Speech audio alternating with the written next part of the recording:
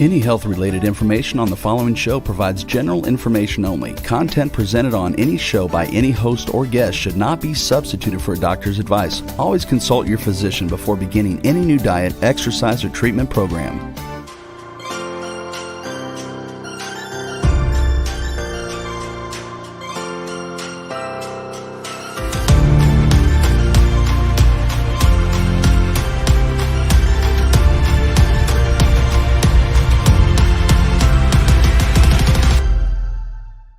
Hey everybody, welcome back to the Namaste Wellness Show. This is actually season 3, where we talk about all things holistic health for the mind, body, and spirit with a touch of cultural soul.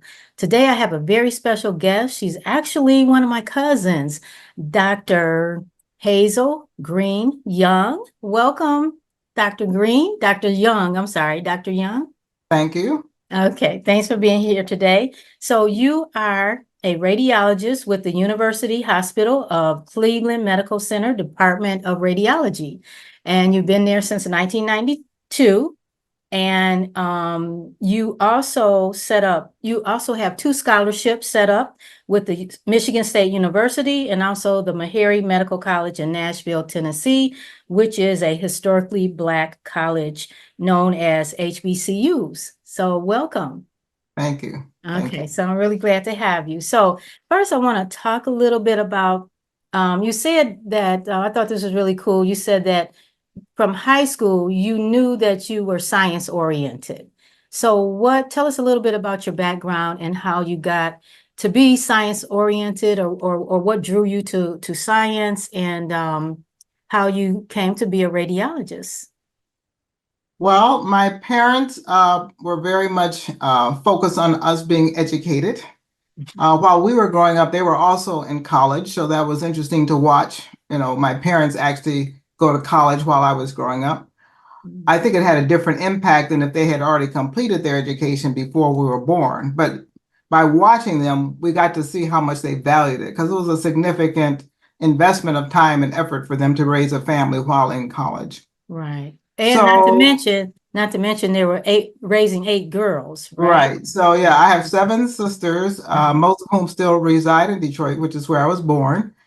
So some of what happened with me was following in the footsteps of my sisters to some extent. So my older sister went to Cass Tech, my second sister went to Cass Tech, and when I third one, and then it was my turn. So I didn't even think about not going to Cass Tech. And Cass Tech was unique in that it had kind of like, you could specialize in certain things. Okay. So I had an opportunity to specialize in chemistry and biology, which is what I did for the 4 years I was in high school. And I would say at this time, it really was reinforced that I had the ability and interest in science. So after that, I went to the University of Michigan for undergrad, and I was a physics major. I wasn't sure exactly what I wanted to do, but I thought about education, since there were already people, my parents, in education. And so at one point, Howard, my father said, well, you should think about medicine. You know, we have a lot of teachers in the family. We have one of my sisters was in medical school. So I started thinking about medical school. So in undergrad, I applied and started medical school actually before I graduated, because you don't have to graduate, you just need to get the pre-med requirements. And I did that in 3 years. Okay. So when I got to medical school, I, took all the required courses, but then towards the end, I did radiology elective. And I really fell in love with radiology because I felt I had an aptitude. Plus, the radiologists seemed to be the happiest doctors I had met. Right. So why do you think that? I did read that about you too. You said you liked that department because they seemed. So what made the radiologist so happy? What do you think in comparison to the other doctors? Specialties. I am not sure. I'm not sure. I mean, first of all, a lot of emphasis with the younger generation. They talk about lifestyle. And at that time, radiology was pretty much 8 to 5. They didn't have some of the modalities that they have now. So they did their work in the daytime and left at 5 o'clock like other people frequently do. Okay. So that might have been part of it.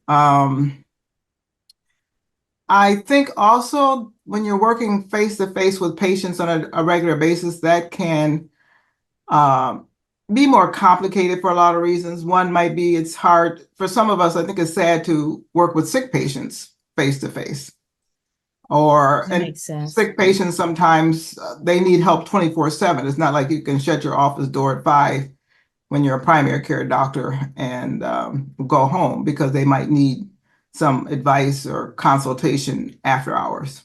Oh, So okay. I think part of it was lifestyle. Um, Okay, well, that makes sense. Okay. Now let's talk a little bit about your sisters. There were 8 daughters, and all of you are either doctors or educators. So how that's pretty, I'm gonna say that's pretty amazing in the Black community coming up around the time that you all came up. We're talking about the 60s, 70s, and 80s when there was still a lot of racism, more so than there even is now. And there were limited resources, not as much as there were pre-civil rights, I'll say that. So what was it like growing up African American, becoming doctors, becoming educators at that time? And did you all experience, what was your experience? well, I have to say, um, this is going ahead a little bit, but I met with a professor at the University of Michigan about 5, 10 years ago, and I was telling him about my family, how there were 3 MDs and 5 PhDs. Mm. And I sort of had thought, yeah, this is unusual for a Black family. He said, this is unusual for any family. Yes, And it is true. It is unusual yes. for any family to have so many high achieving children.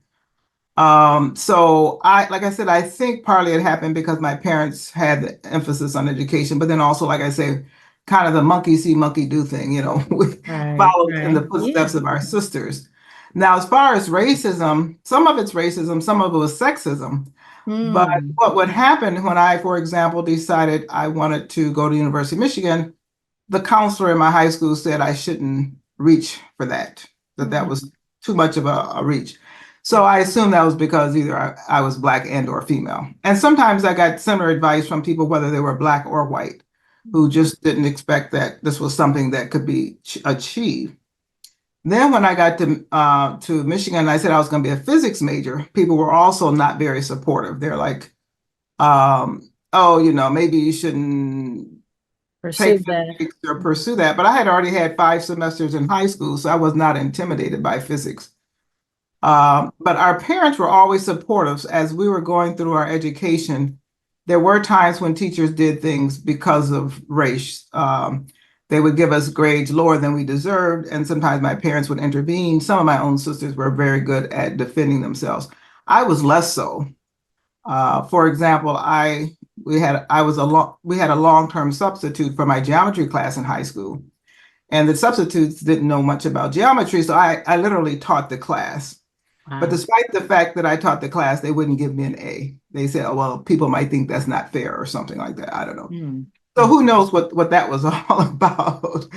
Wow. Uh, but I have to say, at University of Michigan, I remember like my chairperson, one of my main teachers in physics was very supportive. I was probably the only Black person in the class and one of the few women. If there were other women, I don't even remember, but it was mostly white male engineering students. And he was very supportive. He never made me feel like I didn't belong there, which was nice. Right. Yeah. So. Well, there are always those people. I mean, there's good and bad on, in all cultures, to be honest. Mhm. So it's good that you were able to connect with somebody that was supportive of you.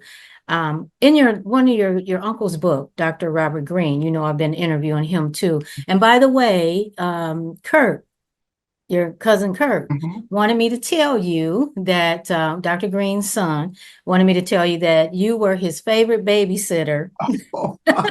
So he wanted me to make sure to tell you that because he said you would come to East Lansing and babysit them whenever Dr. Green and Letty Green were vacationing or something like that. So I had to make a note of that to make sure I told you that. Oh, well, thank you. I hadn't heard. I didn't know that. Yeah, well, now you know that. Yeah.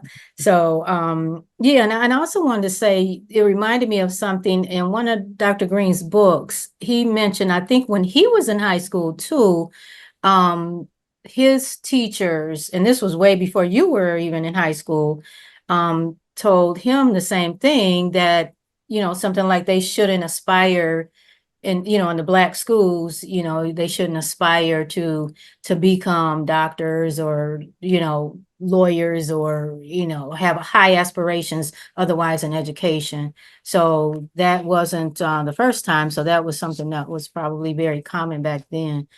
But like the person you talked to said, I mean, that it is very unusual in any family to have 8 children and they're all very successful doctors, PhDs, educators, medical doctors, etc. So, and I remember Aunt Sadie had a copy. There was an article written about all 8 girls when you all became successful in your careers. I don't know if you remember, there was a news article in Detroit. I don't know if you have a copy of it. I know Aunt Sadie had the copy of it, and I have no idea what happened to it after Aunt Sadie passed. But I remember seeing the article, and I remember Aunt Sadie talking about that. Yeah, we were, I think, in Jet, maybe in Ebony or something. Oh, really? Okay. Yeah, and I do have copies. Oh, okay. Yeah. But yeah, I think in terms of how this happened, like I say, I mentioned my parents emphasizing education, getting educated while we're growing. But I also think that the fact that we were surrounded by people who are already showing that this could have happened, that this could be achieved, Mhm. including my aunts and my uncles and my great uncles. I think that we just sort of tuned out a lot of the noise because we Right. knew that this could be done. And it's sad because I would say a lot of people don't have that advantage. If somebody tells some people that they can't do it, that it can't be done, they might believe them. Right, right.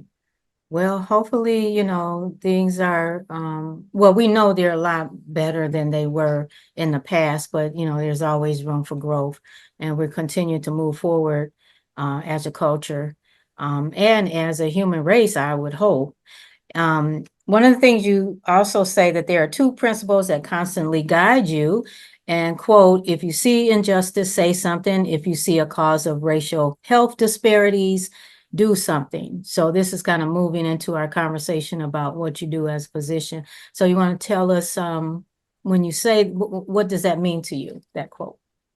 Well, I am, like I say, a radiologist by training, but I think because of my family background, my father being a minister, a missionary teacher, and being, kind of not too far removed from the major civil rights struggles in the 60s, I think I turned out to be a very empathetic person. Mm. I think I'm interested in a lot of things outside of what affects me directly. I care about what's happening to other people. Mhm. And so at one point with my chairperson, I was tasked with being on the Diversity, Equity, Inclusion committee in my department. And is this recent though, correct? Recently? That was about 4 years ago, maybe Oh, okay. 4 or 5 years. Mhm. So I was involved. I really didn't want to be in charge because I didn't think I had any special skill or any training to be in charge of it. But I certainly got to see more of some of the health disparities that exist in healthcare in our country. And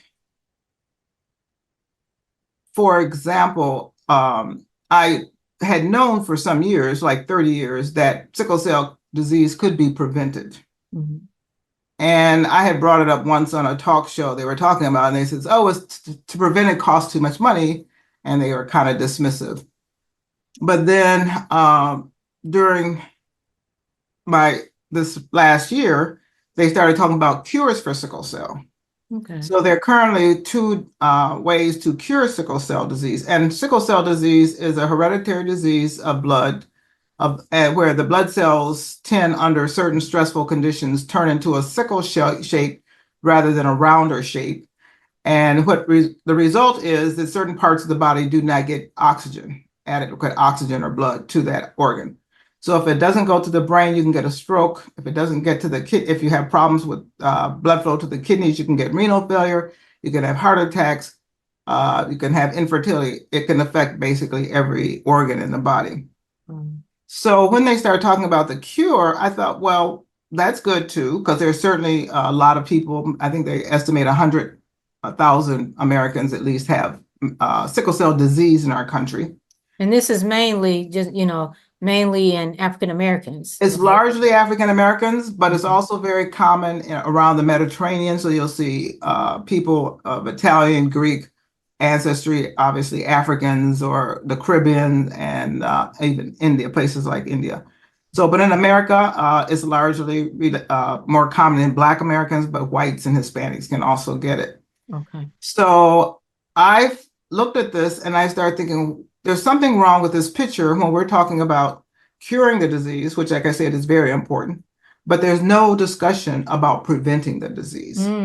Right. So up to this point, what parents would tell their kids, well, you have sickle trait, and so you can't have children with someone with sickle trait, otherwise there's a risk of your child having sickle cell disease. Okay. The trait by itself is much less harmful than having a So you would trait have to from have each parent.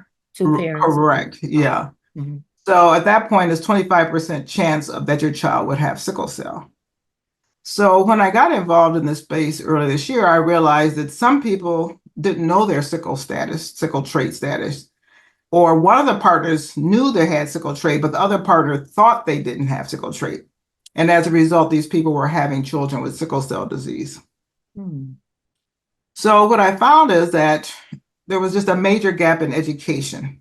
Most people did not seem to know that you could prevent sickle cell.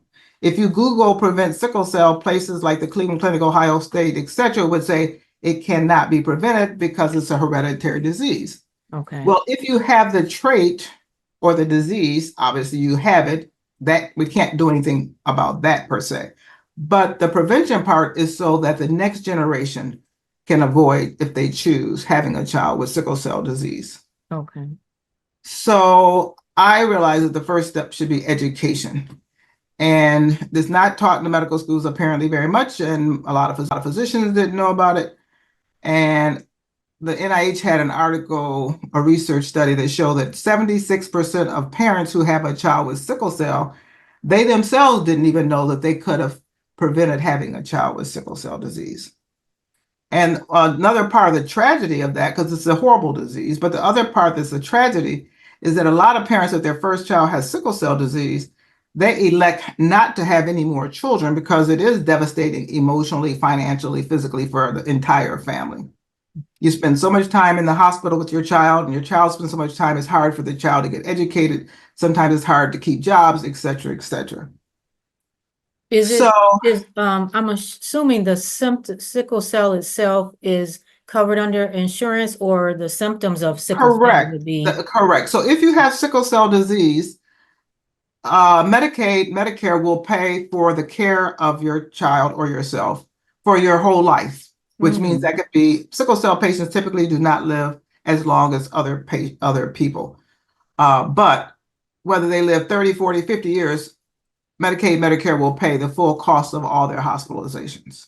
What is the average, would you say the average lifespan for someone that has, I'm assuming that if you have the trait, you might not necessarily ever get the symptoms, but if you marry or if you have a child with someone else that has the trait, that child will automatically have it? 25% of your children will get sickle cell. Oh, you said 25%. Each pregnancy has a 25% chance of that pregnancy having a child with sickle cell. Now, I knew a family had 11 children, 8 of them had sickle cell. So that's obviously more than 25%, but it's per pregnancy is what the risk is. Who did you say this was? I had a friend when I was growing up who lived in Ypsilanti where 8 of the 11 children had sickle cell disease. Wow.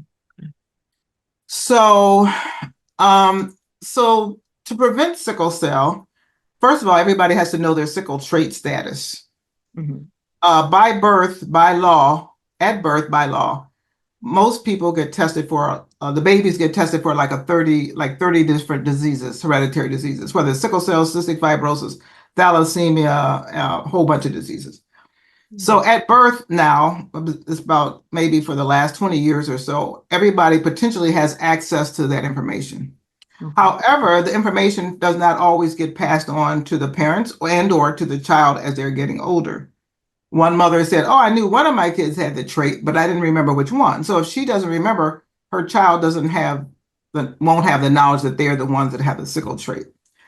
So there are a lot of roadblocks to making things work optimally. But like I say, the first thing is everybody needs to know their sickle trait status. And if you're an older person, well, if you're still in the age of having children, but it's been a while since you were born, then you either need to talk to your doctor to find out what it was. The health department potentially has the information. Or if all else fails, you can get a free test like at American Sickle Cell Association and get tested for it. And if you donate blood, sometimes they will test your blood and you might find out that way. But I wouldn't rely on that. You also said that at birth, do they tell the parent? You said whenever a child is born, no matter where you are, I guess in the US, that they automatically test you for so many hereditary conditions. Is the family aware of this, or? Well, what happens is the results, as I understand it, go to the ordering physician, which would be the pediatric doctor or the OBGYN, whoever orders the blood test at birth. Okay. And from there, it's supposed to get conveyed to the family. I see. Okay. So But they should know at birth. They're technically by law, they should know, but you're saying that the parent should still ask, correct? If they don't tell you, you should ask. Okay. You should ask what the result of your child's test was. Okay. Because both my daughters are under 30, but to my knowledge, I don't even think they were ever even tested. Oh, I know the older one probably wasn't. It was probably before they started testing routinely. I see. So in Ohio and in other states, obviously, when you get tested at birth, it's more of a screening. So it's not 100% accurate. So within a couple months for sickle cell, if they say you're positive sickle cell, you're supposed to get a follow-up confirmatory test like within a couple months. In Ohio, 41% of the families never make it to that next stage, which means they either didn't get the information or it got misplaced, lost, or something happened to it, which is another tragedy, is that the information was available but didn't get conveyed for whatever reason. Okay. After you get the second test, if it says that you have sickle cell disease, then you get referred to an institution for care, because within the first months, if you're not treated with antibiotics, you can die of infection. So some of the children who don't get from the first screening to the confirmatory test have died from sickle cell disease in a couple months of birth. Oh, wow. Because part of the way sickle cell works is that when you're born with what they call fetal hemoglobin. Okay. And that hemoglobin acts normally. However, after a few months, you convert to your sickle cell hemoglobin, and that's when the problems start. I see. Now, So if you have, I'm sorry. Oh, no, go ahead. I was going to say, so if you have the trait, what they do is they refer you to the Sickle Cell Association of America, sickle cell disease. However, that organization does not teach about prevention by using infertility techniques that I'll talk about shortly. They are more into the place where they tell the mother, well, if your child has sickle cell, tell them not to date somebody with sickle cell. Oh. And sickle cell. When you say prevention, then I'm assuming you're meaning if you find out if you have the sickle cell trait, if you don't already have full-blown sickle cell, you would know that. And the prevention would be to have your partner tested. And if they have the trait, then you know that either you're going to give up having children or find another partner. Or you can prevent it using the technique that I can explain. Oh, okay. I'm sorry. I didn't mean to. No, that's okay. No. I didn't know if that's what you meant by the prevention. Okay, so that's what I'm saying. So the old prevention was just don't have babies with somebody with the trait. Got it. And so some people feel very uncomfortable on their first date saying, I have sickle cell. Do you have sickle cell? Got you. Okay. I think nowadays with these dating and hinges and bumbles and tumbles or whatever they all are, that should not be as hard. Because if you meet somebody that way, you say, I'm 6'4", I weigh 110 pounds, and I have sickle trait. Looking for Right. somebody who doesn't have trait and then go Right. on with life. Right. But the way it's been functioning, unfortunately, is people fall in love and then find out after the fact. Exactly. Then what do you do? So what the rabbis would tell people when they had cystic fibrosis traits, they would say, because some of the Orthodox don't even date, they would say, just don't match with this person. And they don't necessarily tell them why. They say you're not a match because they would have access to the blood results.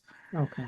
In the Black community, like I say, they are not necessarily being advised before they get married by a priest or a minister or something. So they don't have that education necessarily.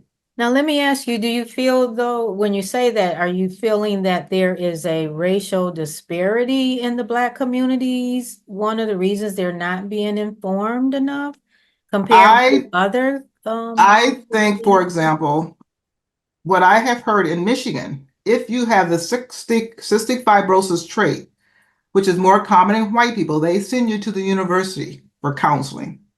And a lot of these patients do get counseled about preventing by visiting an infertility doctor. Like I said, unfortunately, the Black kids don't get sent to the hospital when they have a trait. They get sent to the Sickle Cell Disease Association of America, where they don't counsel about prevention using infertility techniques. Okay. So there, to me, sounds like a racial component, perhaps. Okay. But also, like I say, some of it's a cultural thing. So in certain cultures, people tend to match, like with the Indian culture, you fill out these data, some of them, and then you ask all these questions. How tall are you? Where do you go to school? What religion are you? What state in India did your family come from? All stuff. And so for that one, it's easier to put all that information, even health information, into that database or biodata, they call it. And then you can avoid falling in love and then finding out that you both have thalassemia or something. Okay. So I'll go ahead and explain. So the process to have pretty much a guarantee that your child won't have sickle cell involves genetic counseling and talking to fertility specialists. So what they do is if both people have the trait, they form an embryo through the procedure called in vitro fertilization. That's a process that's been getting a lot of attention in the media recently because in Alabama, some places they're trying to prevent people from using that technique because the formation of embryos is something that some people don't feel comfortable with. Okay. So with IVF, they can make an embryo. So you make embryos, and then you can test the embryo when it's like at the 8-cell development stage, like a couple divisions. So they have like 8 cells or so. And you can test it for a variety of diseases. You can find out the sex. You can't find religion, but you can find the sex. You can find that sickle cell. You can find out a whole bunch of things.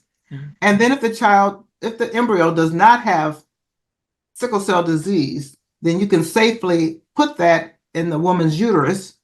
And 9 months later, optimally, hopefully, they'll have a healthy baby who does not have sickle cell. Okay. So part of the problem for some people, the discomfort comes from the fact that if the embryo has sickle cell disease, what do you do with it? So some people are uncomfortable with the thought of maybe, leaving it to not develop further. Correct. Yeah.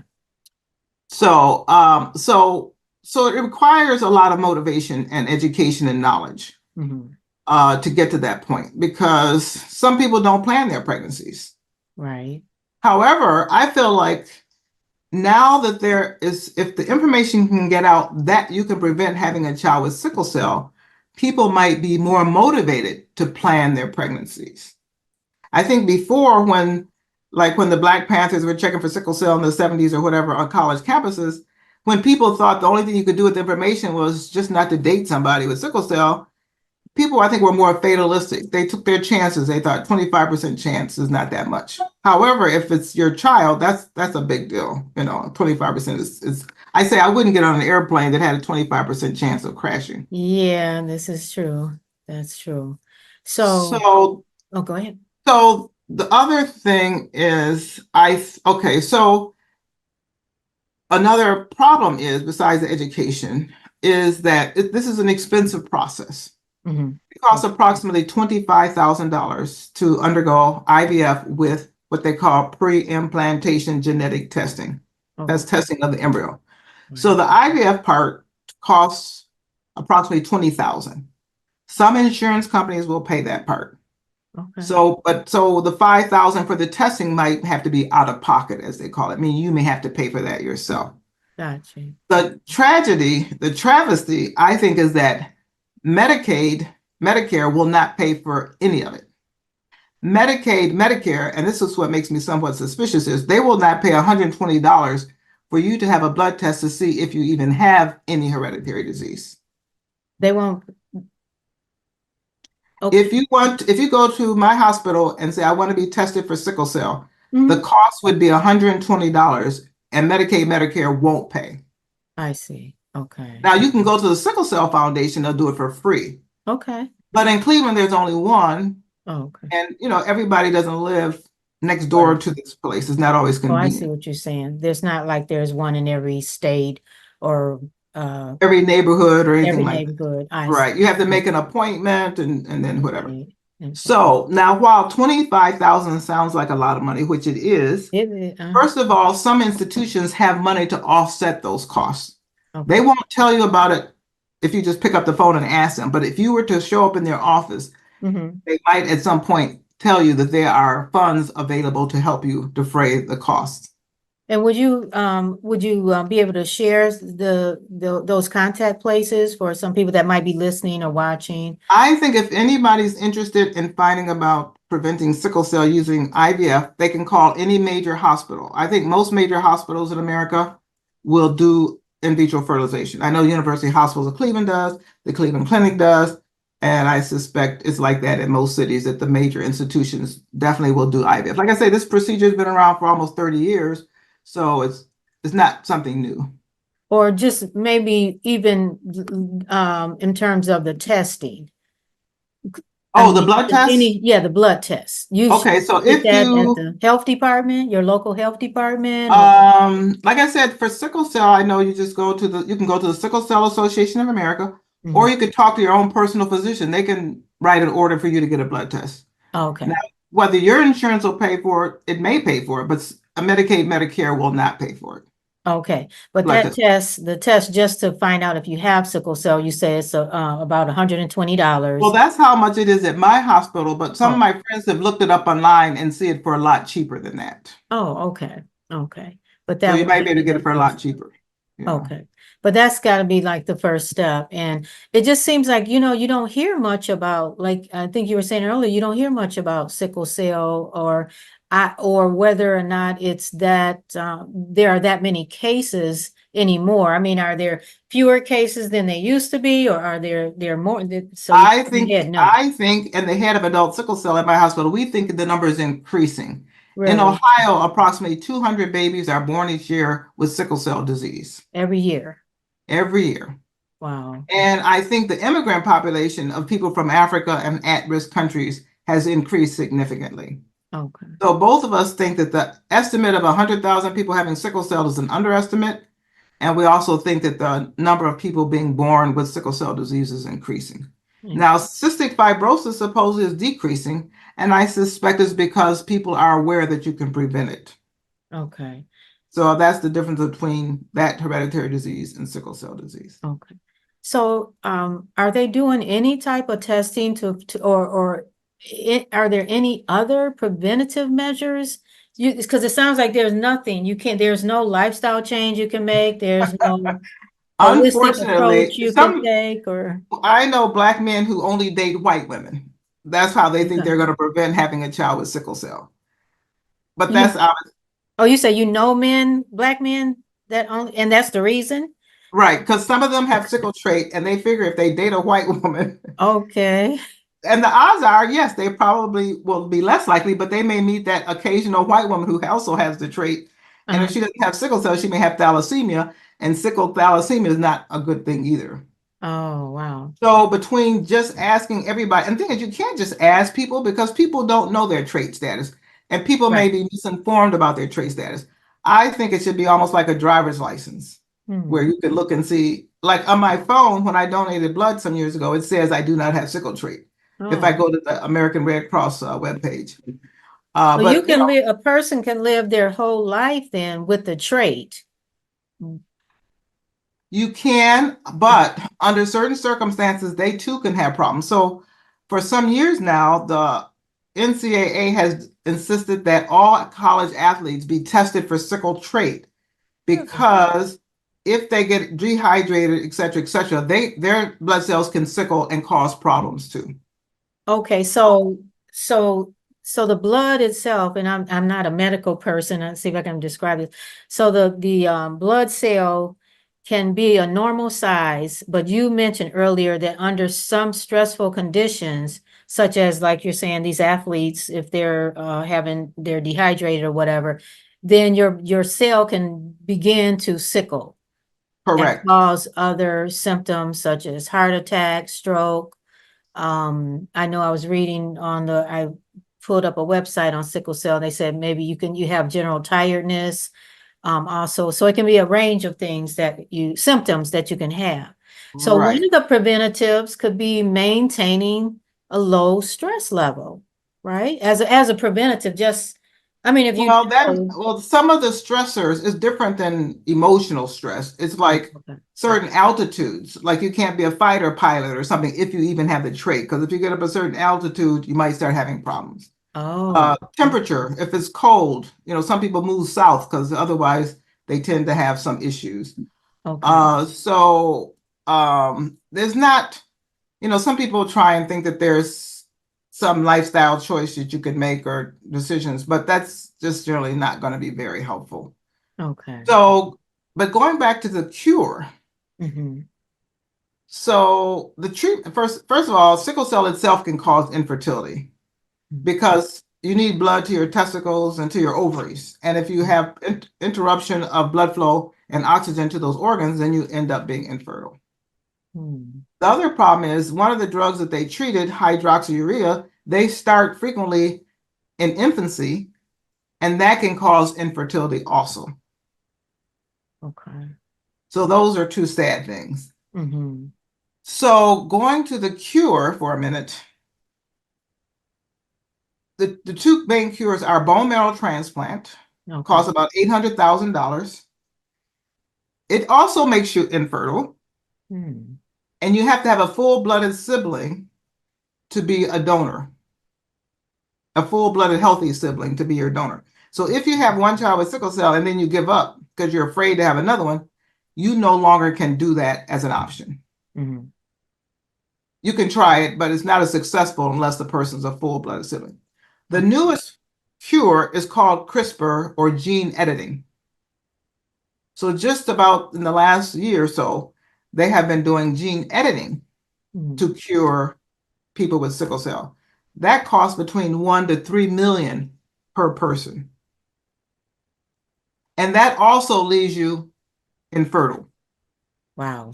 So you have to choose, do I want to have less symptoms or do I want to have my own children if possible? Mm-hmm. So you're saying to do one of these major cures, Cures. quote unquote, would be so that you can have children No, or it's or only, just no, it won't help you have children because it's going to make you oh, infertile. that's right. Okay. But what it'll do is maybe like when you don't get blood to your bones and your chest or whatever, you have severe pain. They call them crises. Oh, I see. So these cures do cut down on the crises. I But see. any complications you have already had from sickle cell, whether it's a stroke or heart attack, renal failure, is not going to reverse those things. I see. Okay. So there was a 13-year-old, 12-year-old in Baltimore who was recently written about in the New York Times. He elected to have one of these CRISPR cures. The Mhm. problem is does a 12-year-old know what it means to never be able to have your own biological children? And the parents obviously have to make the decision. Right. So the other thing is, so this technique that I'm talking about that's 25,000, that is much less than 3 million. Yeah, I should say. Yeah. Yes. So I feel that people in the sickle cell community and their allies need to petition the new president, whoever that'll be, Mm-hmm. or the current president, Mhm. to have Medicaid, Medicare pay to prevent. Because the other problem in America is prevention does not make money for hospitals. Hospitals make money by treating people after they get sick, Right, by and large. right. So they get money from Medicaid, Medicare if you already have sickle cell disease. But if they were to prevent it, since Medicaid doesn't pay, they don't make any money. Okay. But so people need to lobby their governors, their Congress people, etc., to consider preventing. Because if you want to help with healthcare disparities, since 10% of roughly of Americans have the trait, this is a significant part of the population that you could save on, if you want to call it saving on healthcare costs, not to mention the misery and all the other things that go with having a horrible disease. Mhm. Okay.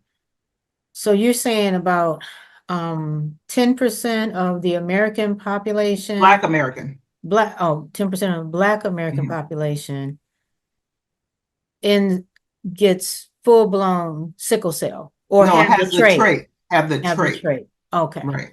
And what percent of that population Has the disease. has the disease? I think I should have looked it up, but I think it's about 1 out of every 360 pregnancies of babies, Black babies born, have the disease. One out of about 300. Okay. 65. Mhm. Okay. So what, I know this is probably a figure. How much do you think it would cost the government? So you're saying have the people to lobby the federal government to have Medicaid pay for prevention.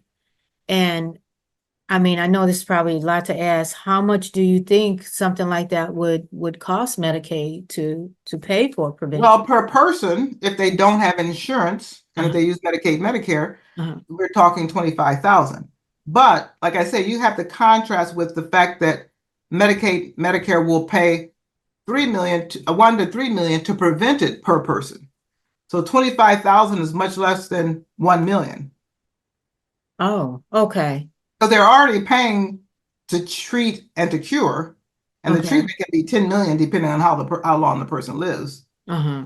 So they're already paying 10 million per person for the treatment and have agreed to pay 1 million to prevent per person. Oh, I see. So I Okay. think So it would be a so savings. so I think it would be a big savings. In fact, there's some articles I'm hoping to post one of them on my website that shows that it's a cost saving.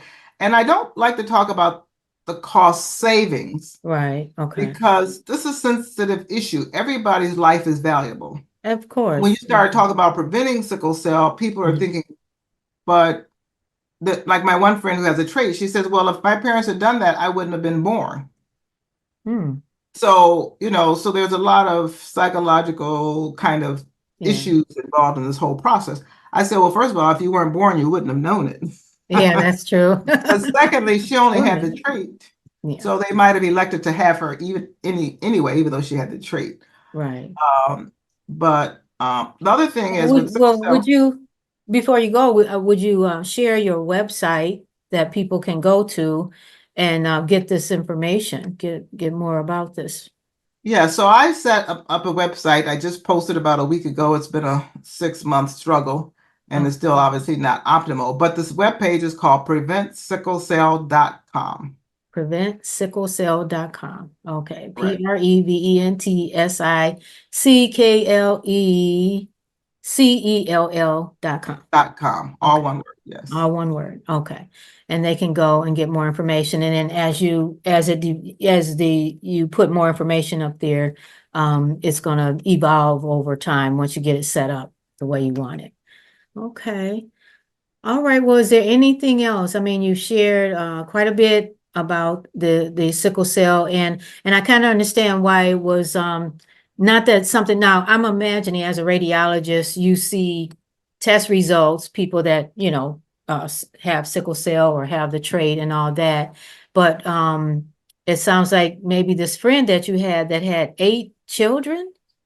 And 11 and was 8 that had. what made you really become interested in learning more and taking more of an active role in getting the word out and asking people to write their congressman or talk to people about having a preventative approach to sickle cell, because that's something I had never thought about. I mean, I was thinking about, like you said earlier, from a holistic point of view, but right now it doesn't seem like, even from maintaining a stress level, obviously not getting to a point where you're dehydrated or other stress factors, trying to prevent those from happening so that you don't have that episode.